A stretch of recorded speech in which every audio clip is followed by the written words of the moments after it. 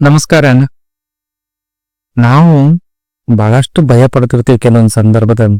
ಹಂಗಾದ್ರೆ ಹಂಗ, ಹಿಂಗಾದ್ರೆ ಹಂಗ, ಅದಾಯ್ತು ಅಂದ್ರಂಗ, ಇದಾಯ್ಕಾದ್ರೆ ಹಂಗ, ಸುಮ್ಮನೆ ಯೋಚನೆ ಮಾಡ್ತೀವಿ. ಭಯ ಪಡುವ ಅವಶ್ಯಕತೆ ಇಲ್ಲ. ನಾನು ಕಲ್ಲಪ್ಪಣ್ಣ ಜಮೀನಲ್ಲಿ ತಿರುಗಾಡ್ತಾ ಇದ್ದೆವು. ಕುರಿಗಾರರು ಅಲ್ಲಿ ಬೀಡ್ ಬಿಟ್ಟಿದ್ರು. ಅವ್ರ ಜೊತೆ ಕಲ್ಲಪ್ಪಣ್ಣ ಮಾತಾಡ್ಕೊಂತಿದ್ದ. ನಾನು ಸುಮ್ಮನೆ ನಿಂತಿದ್ದೆ. ಕಲ್ಲಪ್ಪಣ್ಣ ಅವ್ರ ಜೊತೆ ಮಾತು ಮುಗಿಸಿದ ನಂತರ ನನಗ ಅರಿವಿಗೆ ಬಂದಿತ್ತು ಏನಂದ್ರ, ಆ ಕುರಿಗಾರರಿಗೆ ಕಾಯಿಲೂರಿ ಅಡವಿ ಮಧ್ಯೆನೆ ಮಲಗ್ತಾರ, ಎಲ್ಲೆಲ್ಲೋ ಇರ್ತಾರ. ಹಾವು ಚೇಳುಗಳ ಭಯ ಸಾಕಷ್ಟು. ಆದ್ರೂ ಅವ್ರ ಜೀವನ ನಗಿತಾ ಇತ್ತು. ಅವ್ರ ಜೀವನಕ್ಕೇನು ತೊಂದರೆ. ಇದ್ರಿಂದ ನನಗನ್ಸಿದ್ದೇನಪ್ಪ ಅಂದ್ರ, ಕಾಯುವತ ಒಬ್ಬ ಮೇಲೆ ಇದ್ದೇ ಇದ್ದಾನ. ಸುಮ್ಮನೆ ನಾವು ಭಯಪಟ್ಟು ಅದಕ್ಕನ್ನ ಬಾಳ ಗೊಂದಲ ಮಾಡ್ಕೊಂಡ್ಬಿಡ್ತೀವಿ. ಆತ ಕಾಯ್ತದ. ಆತ ಒಂದು ರಕ್ಷಣೆಯಲ್ಲಿ ನಾವು ಇಲ್ಲಿವರೆಗೆ ಬಂದಿ. ಎಂತೆಂತೋ ನಮ್ಮ ಜೀವನಗಳನ್ನ ನಾವು ನೆನ್ಸ್ಕೊಂಡ್ ಬಂದ್ರೆ ಅದೆಷ್ಟೋ ಸಂದರ್ಭಗಳಲ್ಲಿ ನಾವು ಉಳಿಬಾರದು. ಆದ್ರೂ ಓದಿ ಪವಾಡದಂತೆ ಎಲ್ಲರೂ ಜೀವನದಲ್ಲಿ ಇರ್ತಾವ. ಅದಕ್ಕೆ ನೆನ್ಪಿಟ್ಕೊಳ್ಳ ಕೆಲವೊಬ್ರು ನೆನ್ಪಿಟ್ಕೊಂತ, ಕೆಲವೊಬ್ರು ನೋಡ್ರಿ ಅವ್ರಿಗೆಲ್ಲ ವ್ಯವಸ್ಥೆ ಹಾಕು ಉಳಿಯಲ್ಲ. ಅಂದ್ರೆ ಇದರಿಂದ ನಾವು ಅಕ್ಕನಕ್ಕೂ ಕಾಯುವತ್ತ ಒಬ್ಬ ಭಗವಂತ ನಮ್ಮ ಮೇಲೆ ಸದಾ ಕೃಪೆಯನ್ನು ಮಾಡಿರ್ತಾನ. ಆತನ ಒಂದು ರಕ್ಷಣೆಯಲ್ಲಿ ನಾವು ಬದುಕನ್ನು ನಡೆಸ್ತಾ ಇದ್ದೀವಿ. ನಡೆಸುವಂತ ಸಂದರ್ಭದಲ್ಲಿ ಅನಾವಶ್ಯಕ ಹೂಯೆಗಳ ಭಯದಿಂದ ನಾವು ಬದುಕೋದು ಬೇಡ. ಬೆಂಕಿಯ ಮಧ್ಯದಲ್ಲೇ ಆಗಲಿ, ಸಮುದ್ರದ ಮಧ್ಯದಲ್ಲೇ ಆಗಲಿ, ಕಾಡಿನ ಮಧ್ಯದಲ್ಲೇ ಆಗಲಿ, ಅಥವಾ ಮಲಗಿದ ಸಂದರ್ಭದಲ್ಲಿ ಆಗಲಿ, ಅಜಾಗರೂಕತೆಯಿಂದ ಇರ್ತಕ್ಕಂಥ ಸಂದರ್ಭದಲ್ಲಿ ಆಗಲಿ, ಬೆಟ್ಟದ ತುದಿಯಲ್ಲಿ ಇರುವಂತ ಸಂದರ್ಭದಲ್ಲಿ ಆಗಲಿ, ನಮ್ಮ ಕರ್ಮಗಳೇ ನಮ್ಮನ್ನ ಕಾಪಾಡ್ತಾವ ಅನ್ನೋದೊಂದು ಸಂಸ್ಕೃತದ ಸುಭಾಷಿತ ಈ ಮಾತನ್ನ ನಮ್ಮ ಕರ್ಮಗಳೇ ನಮ್ಮನ್ನ ಕಾಪಾಡ್ತಾವ. ಯುದ್ಧದ ಮಧ್ಯೆ ಇರ್ಬೋದು, ಬೆಂಕಿಯ ಮಧ್ಯದ ಸುತ್ತಲೂ ಬೆಂಕಿ ಆವರಿಸ್ಕೊಂಡಿರೋ ನಡಕ್ ನಾವು ಸಿಕ್ಕಾಕೊಂಡಿರ್ತೀವಿ. ಸಮುದ್ರದ ಮಧ್ಯದಲ್ಲೇ ಆಗಿರ್ಬೋದು, ದಟ್ಟ ಕಾಡಿನ ಮಧ್ಯದಲ್ಲೇ ಆಗಿರ್ಬೋದು.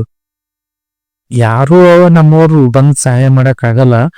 ನಮ್ಮ ಕರ್ಮಗಳೇ ನಮ್ಮನ್ನ ಕಾಪಾಡ್ತಾವ ಅನ್ನೋದು ಆ ಸುಭಾಷಿತದ ಮಾತಾಗಿದೆ. ಅದನ್ನು ಸತ್ಯ.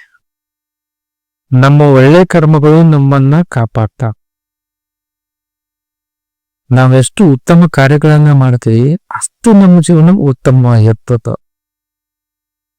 ಇದಕ್ಕೊಂದು ಉದಾಹರಣೆ, ಉತ್ತಮ ಬೀಜಗಳು ಹೊಲಕ್ ಬಿತ್ರ ಉತ್ತಮ ಬೆಳೆ ಬರ್ತದ.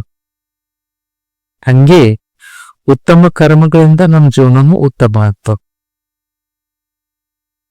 ಕೆಟ್ಟ ವಿಚಾರಗಳು ಮನಸ್ಸಿನಲ್ಲಿದ್ದು ಅಂದ್ರೆ ಜೀವನದ ಕೆಟ್ಟದೇ ಆಗ್ತದ, ಒಳ್ಳೇದ. ಆದ್ರ ಸಮಯ ತಗೊಂತದ್ದು ಎರಡಕ್ಕೂ. ಉತ್ತಮ ಕರ್ಮಗಳಿಂದ ಉತ್ತಮ ಜೀವನ ಆಗಕ್ಕೂ ಸಮಯ ಬೇಕು, ಕೆಟ್ಟ ಕರ್ಮಗಳಿಂದ ಜೀವನದಲ್ಲಿ ಕೆಟ್ಟದಾಗಕ್ಕೂ ಸಮಯ ಬೇಕು. ತಕ್ಷಣಕ್ಕಾಗಲ್ಲ ಯಾವುದು. ಅಲ್ಲೇ ನಾವು ಎಳಿ ಬಿಡೋದು. ಅವ್ರಷ್ಟು ಕೆಟ್ಟದ್ ಮಾಡ್ತಾರೆ, ಅವ್ರು ಏನಾಗದ ಅಂತ ನಾವು ಕೇಳ್ಬಿಡ್ತೀವಿ. ಹೀಗ್ ಕೇಳಲ್ಲ, ಇನ್ನೊಂದ್ ಸ್ವಲ್ಪ ವರ್ಷಗಳ ನಂತರ ಕೇಳೋದು. ಅವಾಗ ಅದರ ಫಲಿತಾಂಶ ನಮ್ಗೆ ಗೊತ್ತಾಗ್ತದೆ. ಮತ್ತೆ ಇನ್ನೊಂದು ವಿಚಾರ ನಾವು ಬಹಳ ಗಮನದಲ್ಲಿ ಇರಬೇಕಾದದ್ದು ಏನಂದ್ರೆ, ಉತ್ತಮ ಕರ್ಮಗಳಿಂದ ಗಳಿಸಿದ ಪುಣ್ಯವನ್ನ ಉಳಿಸಿಕೊಳ್ಳುವುದು ಅಷ್ಟೇ ಮುಖ್ಯ. ಹಣ ಹೆಂಗ ಗಳಿಸೋದು ಎಷ್ಟು ಮುಖ್ಯನೋ, ಗಳಿಸಿದ ಹಣ ಉಳಿಸುವುದು ಕೂಡ ಅಷ್ಟೇ ಮುಖ್ಯ. ಗಳಿಸಿದ್ದೆಲ್ಲ ಖರ್ಚು ಮಾಡಿಬಿಟ್ಟೇವಂತಂದ್ರಿ ಉಳಿತಾಯ ಏನಿಲ್ಲ ಅಂದ್ರೆ ಗಳಿಸಿದ್ದನು ವ್ಯರ್ಥ ಅಂತ ಅರ್ಥ. ಹಂಗ ಪುಣ್ಯನೂ ಕೂಡ ಗಳಿಸಿದ್ದು ಎಷ್ಟು ಗಳಿಸ್ತೀವಿ ಅನ್ನೋದು ಮುಖ್ಯ ಅಲ್ಲ, ಗಳಿಸಿದ ಪುಣ್ಯವನ್ನು ಉಳಿಸಿಕೊಳ್ಳುವುದು ಮುಖ್ಯ.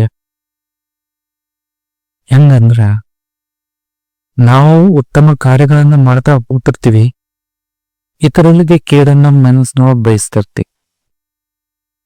ನಮ್ಮ ಪೂಜೆಗಳ ಮೂಲಕ, ನಮ್ಮ ದಾಸೋಹದ ಮೂಲಕ, ನಮ್ಮ ಉಪಕಾರಗಳ ಮೂಲಕ ಅನೇಕ ಸಂದರ್ಭಗಳಲ್ಲಿ ಅನೇಕರಿಗೆ ಒಳ್ಳೆಯದನ್ನು ಮಾಡ್ತೀವಿ. ಮಾಡ್ದಾನೆ ನಾವೇನ್ ಮಾಡ್ಕೋತೀವಿ, ಕೆಲವರ ಬಗ್ಗೆ ಅಸೂಯೆಯನ್ನು ಅಂತಿರ್ತೀವಿ, ಮತ್ಸರವನ್ನು ಹೊಂದಿರ್ತೀವಿ, ಕೇಡಾಗಲಿ ಅಂತ ಬಯಸ್ತೀವಿ. ಈ ರೀತಿ ಮಾಡ್ತಾ ಹೋದ್ರ ಇಲ್ಲಿ ಪುಣ್ಯದ ಖರ್ಚಾಗ್ಬಿಡ್ತ. ಬೇರೆಯವರಿಗೆ ನಾವು ಕೇಡನ್ನ ಬಯಸ್ತೀವಿ ಅಂದ್ರೆ ನಮ್ಮ ಪುಣ್ಯದ ಪಾಲು ಅವ್ರಿಗೆ ಕೊಟ್ಟಾಗ ಹೋಗ್ಬೇಕು. ಅದು ಖರ್ಚು ಮಾಡಿ ಕೆಟ್ಟ ಕಾರ್ಯಗಳಲ್ಲಿ ನಾವು ತೊಡಗಿಸ್ಕೋತೀವಿ. ಕೆಲವೊಂದು ಸಂದರ್ಭದಾಗ ಅನ್ಯಾಯದ ಮಾರ್ಗದ ಮೂಲಕ ನಮ್ಮ ಕೆಲವೊಂದು ನಾವು ಪಡ್ಕೊಂಡ್ಬಿಡ್ತೀವಿ. ಅದನ್ನು ಕೂಡ ಇಲ್ಲಿ ಏನ್ ಪುಣ್ಯ ಮಾಡಿದ್ರು ಅಲ್ಲೂ ಹೋಯ್ತು ಅರ್ಥ, ಉಳಿತಾಯ ಆಗ್ಲಿಲ್ಲ. ಒಳ್ಳೇದನ್ನು ಮಾಡ್ತೀವಿ, ಕೆಟ್ಟದನ್ನು ಮಾಡಿದೇವ ಅಂದ್ರೆ ಅವ್ರಿಗೆ ಏನ್ ಉಳಿತಾಯ ಆಗವು. ಅದಕ್ಕೆ ಮಾಡುವ ಪುಣ್ಯ ಉಳಿದುಕೊಳ್ಬೇಕು ಅಂತಂದ್ರೆ ನಮ್ಮ ಕೆಟ್ಟ ಕಾರ್ಯಗಳು, ಕೆಟ್ಟ ಯೋಚನೆಗಳು ಕಡಿಮೆ ಆಗ್ತವೆ. ಅವಾಗ ಉಳಿತದ, ಇಲ್ಲ ಅಂದ್ರೆ ಇಲ್ಲ. ಅದಕ್ಕೆ ನಮ್ಮ ಕರ್ಮಗಳೇ ನಮ್ಮನ್ನ ಕಾಪಾಡ್ತಾವ. ನಮ್ಮ ಕಾರ್ಯಗಳನ್ನೇ ನಮ್ಗೆ ರಕ್ಷಣೆ ನಿಂತು ನಾವು ಉತ್ತಮ ಕಾರ್ಯಗಳ ಮಾಡಿದ್ದೇವೆ ನಮ್ಮ ಜೀವನ ಉತ್ತಮವಾಗಿರ್ತದ. ಕರ್ಮ ಕಾಲಕ್ಕೂ ವ್ಯತ್ಯಾಸ ಇಲ್ಲ, ಅದೇ ಒಂದೇ ಅದು.